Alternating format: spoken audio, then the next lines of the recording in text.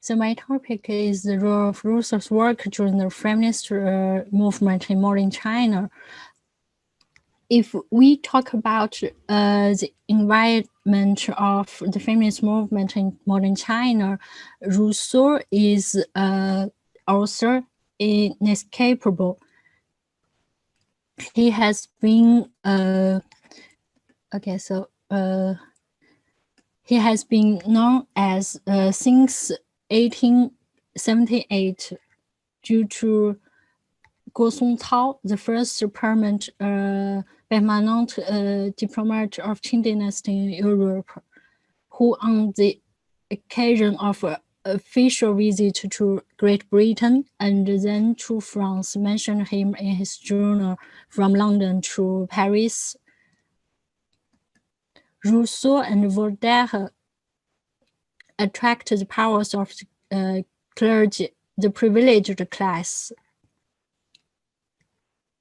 Note that he traveled around the century to the centenary to their death. So came Rousseau in Chinese history.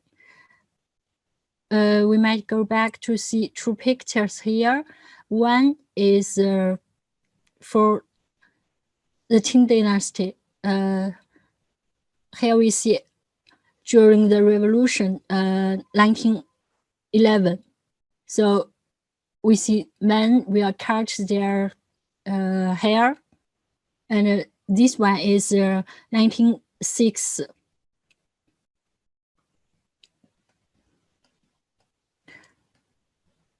Okay, so then in 1882, Shominek, a Japanese thinker, a political thinker, translated to contrat social, the social contract and or principles of political rights into Chinese in his country. We'll see Huang Zunxian, probably the first Chinese reader of this translation. And then he shared his thoughts to Liang Qichao, his friend, a great thinker in modern Chinese. And then Liang Qichao shared his thoughts with his teacher, Kang Youwei. And then we see another translator. So we'll see here all are men. So that's the problem, our question. That is to say, a revolution under the sign of the social contract. Women were born free.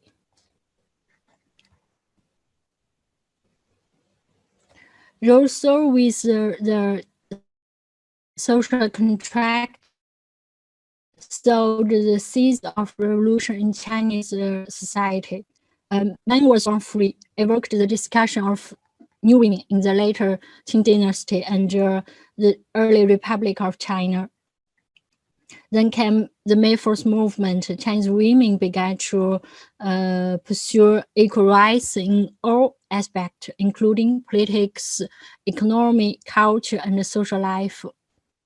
Unlike the feminist movements in Occident, which have been existing independently massively, the feminist movement in China was primarily advocated by some masculine intellectuals who promoted gender equality and women's liberation. So it might be a phenomenon rarely seen in any other country. Inheriting Rousseau's human rights theory, so we see three thinkers, Liang Qichao, Ma Junwu, and Jin Tianhe. They were also quite distinctive, protecting women's health, supporting women's education, advocating feminist movements and achieved in women's liberation. The first is Liang Qichao. So, an outstanding political activist and thinker in modern Chinese history, as we said just now.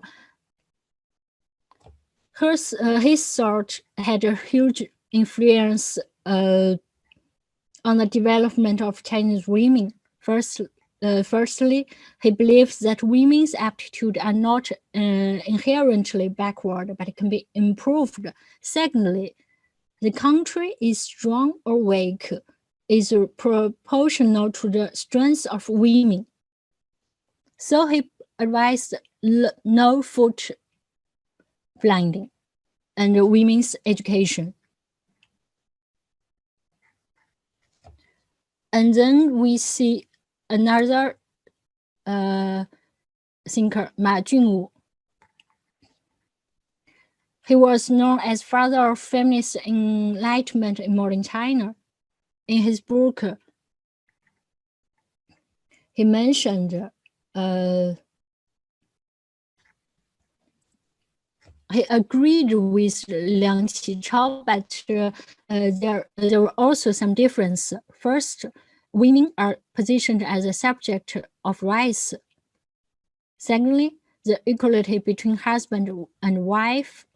Thirdly, women's participation in politics.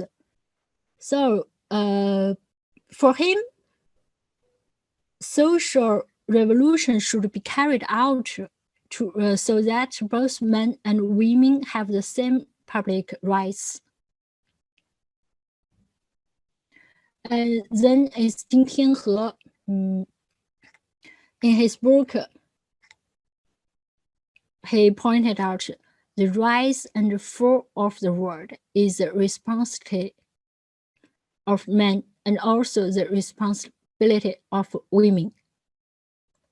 So we see a very good sentence also in Chinese here. This book is published by Shanghai Girls' School in 1903. Okay, so we all see women's self-emancipation. First, the first woman was Qlu Jin. Her principle: women should be independent, should be educated, and should have her social life.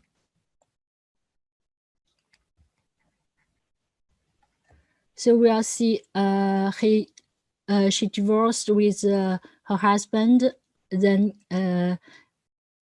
went to Japan for her studies and began her revolutionary life in Japan and in China.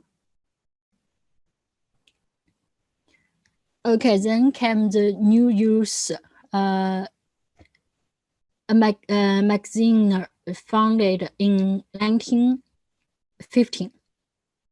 It has a French name, La Jeunesse. Okay, for the founder Chen Duxiu, a new China required new social relations that had to be enforced upon society as a whole. So the purpose of modern life is economics, and the fundamental principle of economic production is independence. The independence of the individual in ethics and the independence of property in economics complement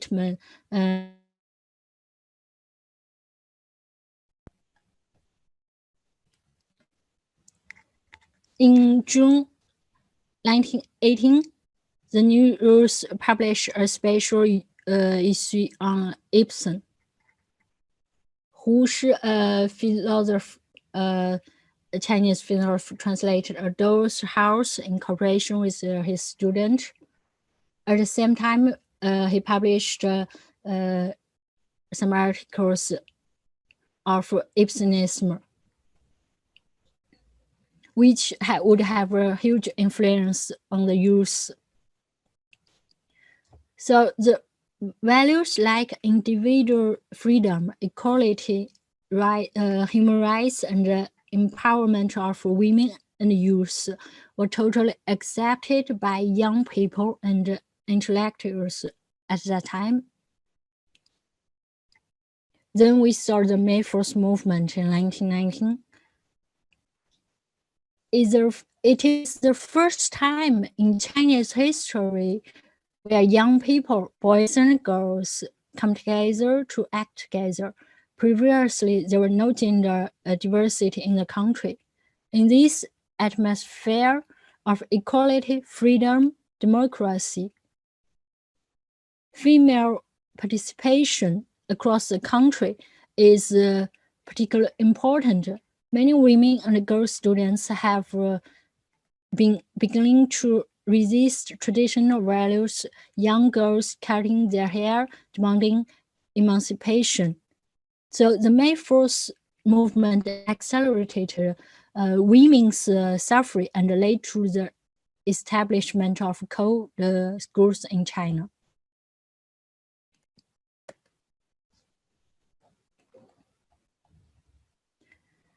Then we saw the feminist movement with the Marxism.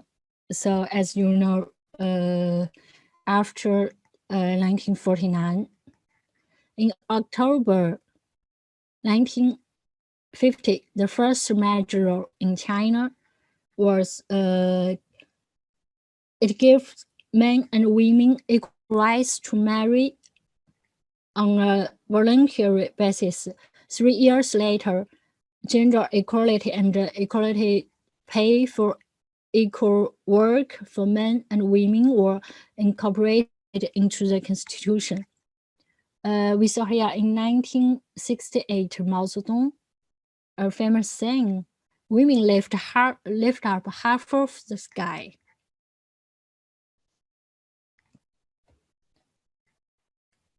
So we are see here, the term feminism first appeared in France, means the liberation of women.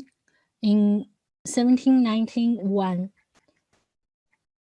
Olympe de Gouges published the Declaration on Women's Rights and Women's Citizenship, Déclaration des droits de la femme et de la citoyenneté.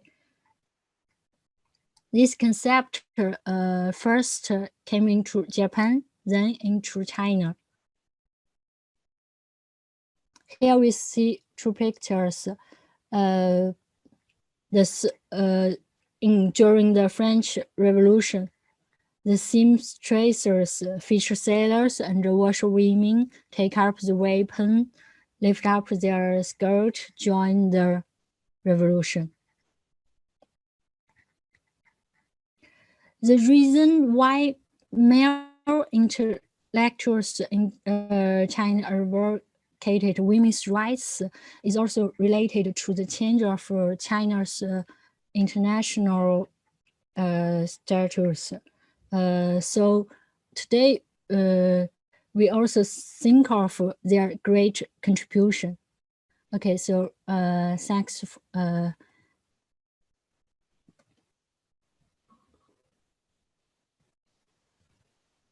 Great, thank you for that wonderful talk. So now we have quite a bit of time for Q&A, so please just use the raise hand function